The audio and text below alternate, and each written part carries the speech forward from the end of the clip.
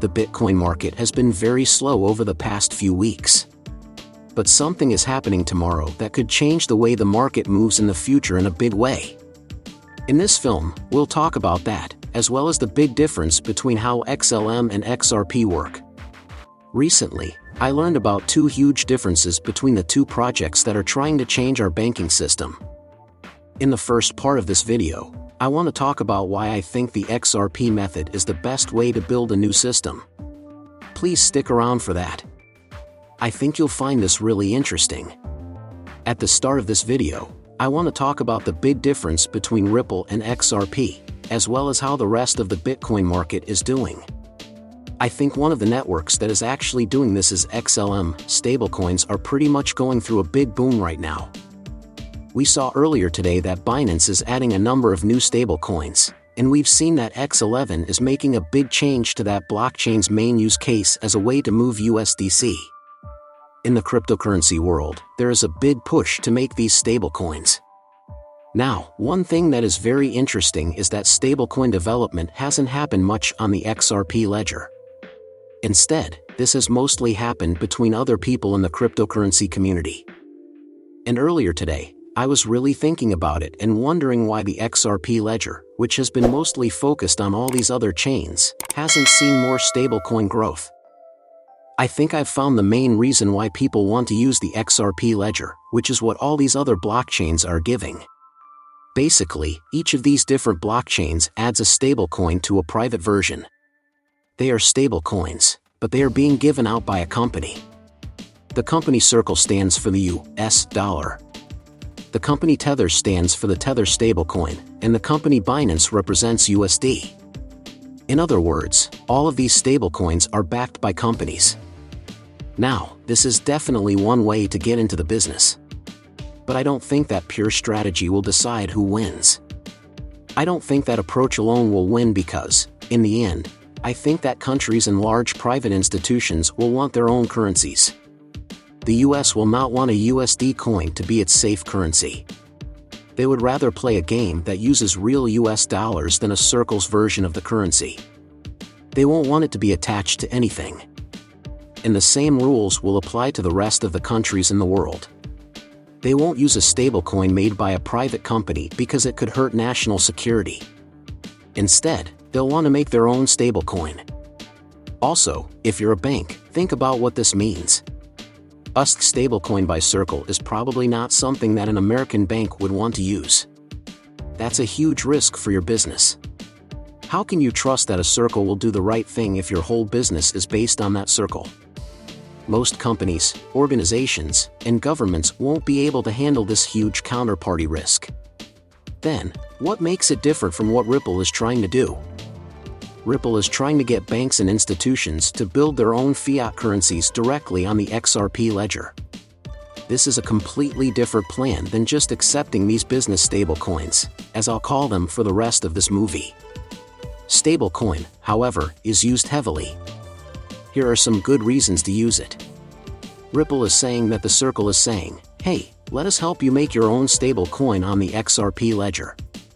We just give you the tools you need to make that stablecoin. You decide what it's worth or what backs it up.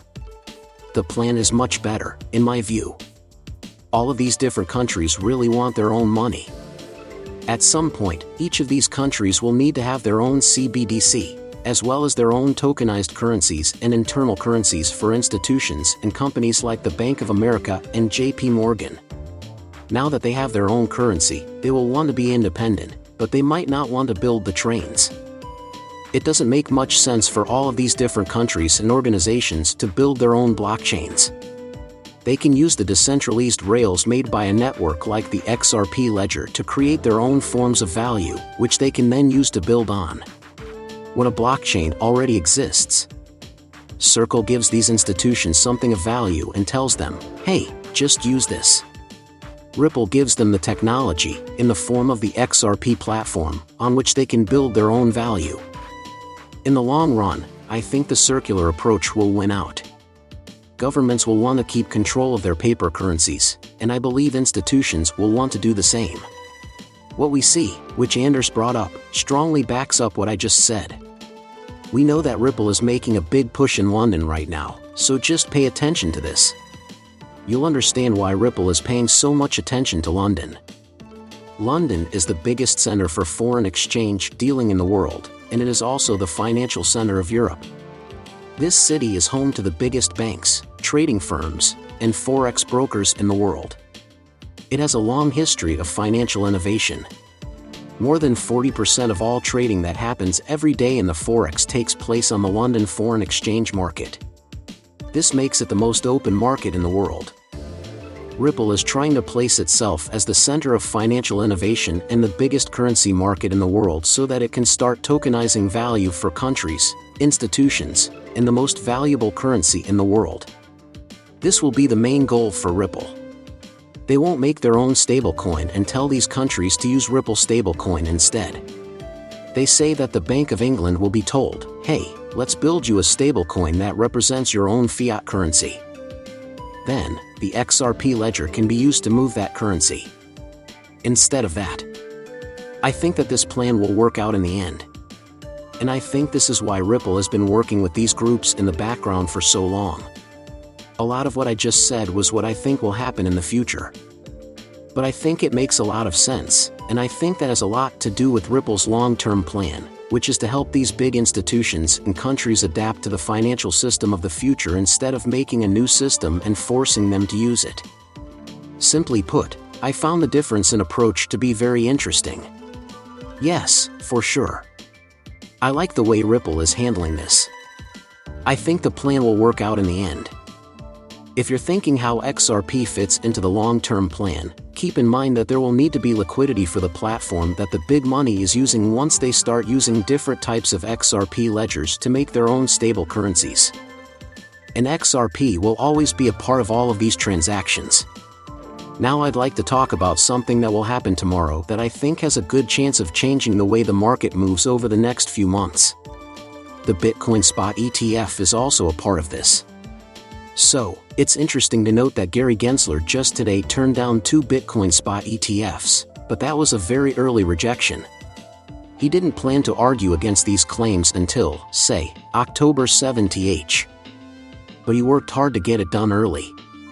Now, the main reason I think he did it early is because he will tell Congress tomorrow why he doesn't like the Bitcoin Spot ETF.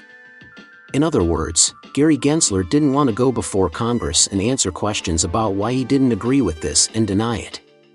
Instead, he decided to turn it down before the meeting so that he could say, "Oh, I'm sorry, it's too late, I already did it." When he goes to Congress now, it will be interesting to watch what happens tomorrow, because I think it will be mostly about cryptocurrencies. The arguments about cryptocurrencies in Congress, on the other hand, seem to be picking up some steam again.